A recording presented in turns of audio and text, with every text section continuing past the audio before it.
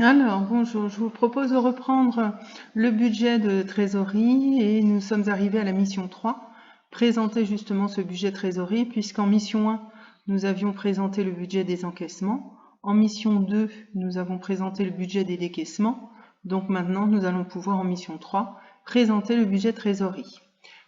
Alors, il m'est précisé que le 2 avril, après avoir contrôlé notre travail, David Flavie nous demande de présenter le budget trésorerie et d'analyser les soldes en fin de mois. Dans un premier temps, au point 3, on me demande de calculer le montant de la trésorerie au début du mois d'avril. Pour cela, je dois donc me travailler avec le document 7 et donc compléter l'annexe C. Alors ce document 7, il m'est donné juste en dessous, c'est un extrait de la balance des comptes au 31 mars. Donc il est bien précisé balance des comptes au 31 mars, c'est un extrait.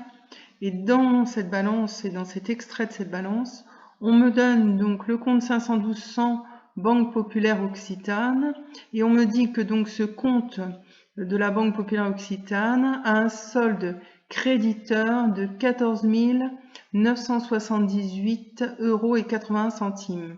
Attention, on me précise ici en effet que cela correspond à un découvert bancaire, puisqu'attention, un solde créditeur dans la comptabilité d'une entreprise, c'est un découvert. On a pris plus d'argent que ce qu'on disposait sur le compte bancaire, d'où donc là maintenant l'obligation bien sûr de rembourser la banque de cette somme prélevée sur ce compte alors que nous n'avions pas logiquement la possibilité. Maintenant, on nous donne aussi le compte caisse 531 caisse qui cette fois est un solde débiteur de 1 785,60 €. Alors là, il faut savoir que en caisse, ce n'est pas possible d'avoir un solde créditeur. Si jamais c'était le cas, il y aurait une erreur, puisque la caisse, c'est l'argent liquide, les espèces ou les pièces, et que par défaut, on ne peut que posséder une somme d'argent. Donc là, ma foi, ici, 1 785,60 €, ou ne rien avoir. Donc là, c'est vrai que les soldes peuvent être à zéro, mais en tout cas, pas créditeurs.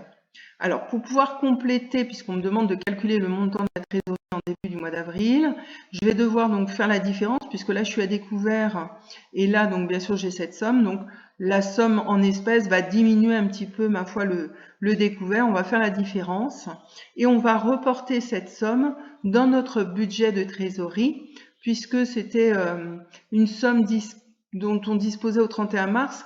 Ça correspond bien à la trésorerie en début de mois, en début du mois d'avril. Donc là, vous allez pouvoir reporter cette différence ici dans cette colonne du mois d'avril.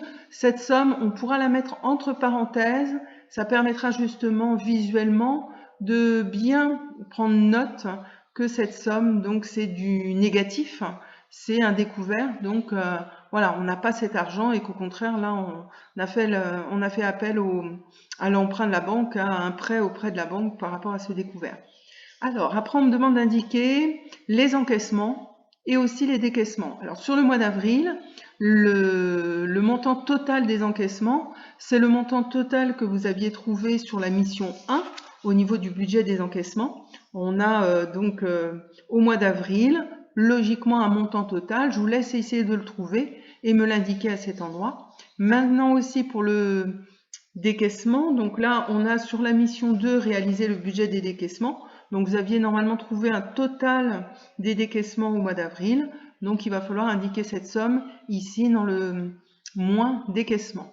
Alors pour le mois d'avril, pour trouver la trésorerie en fin de mois, il suffira donc, puisque là, attention, on est sur du moins, donc partir d'un chiffre négatif, ajouter donc à ce chiffre négatif par contre le montant des encaissements, soustraire donc le montant des décaissements, et ma foi là vous me direz si c'est de nouveau un découvert, c'est-à-dire on est toujours à découvert du fait de ces encaissements et ces décaissements, ou si par contre maintenant on dispose d'une trésorerie en fin de mois, c'est-à-dire qu'on a de l'argent à disposition en fin de mois.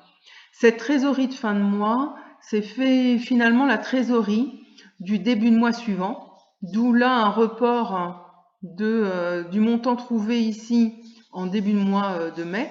Je vous réindique, si c'était un découvert, normalement la somme est toujours entre parenthèses, Donc là, elle sera reportée entre parenthèses. Si par contre on n'est plus à découvert, la somme ne sera pas reportée entre parenthèses. Et donc de la même façon, vous allez devoir reprendre dans votre mission 1 le total des encaissements, donc cette fois du mois de mai. Dans la mission 2, le total des décaissements, donc cette fois du mois de mai. Et donc reprendre cette trésorerie en début de mois, ajouter les encaissements, déduire les décaissements pour trouver la trésorerie en fin de mois du mois de mai. Cette trésorerie en fin de mois du mois de mai sera reportée donc en trésorerie en début de mois de juin. Et donc de nouveau, total donc des encaissements du mois de juin dans votre mission 1, moins le total des décaissements du mois de juin dans votre mission 2, doit vous permettre de trouver votre trésorerie en fin de mois. Donc ce trésorerie en début de mois, plus les encaissements, moins les décaissements, doit vous donner la trésorerie en fin de mois. Alors je vous propose bien sûr de m'envoyer votre proposition là de tableau de budget de trésorerie, toujours sur Google Sheet avec un partage. À bientôt.